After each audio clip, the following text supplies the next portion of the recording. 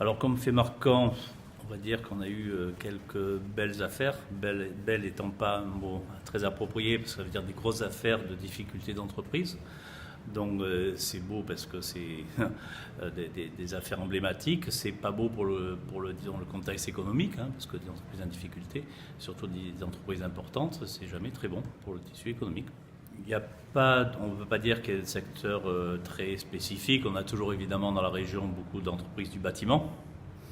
Et puis dans les grosses affaires emblématiques, je pense qu'il y a une affaire d'un groupe hôtelier qui a des difficultés, qui est en redressement judiciaire depuis fin septembre et qui est un dossier très lourd.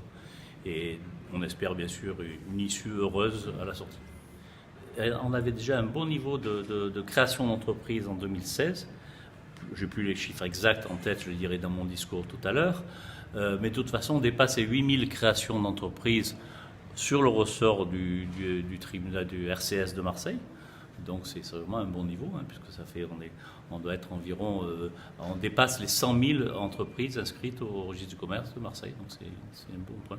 Quel est le rôle du tribunal de commerce dans la prévention des difficultés des entreprises? Est-ce que les procédures de conciliation augmentent?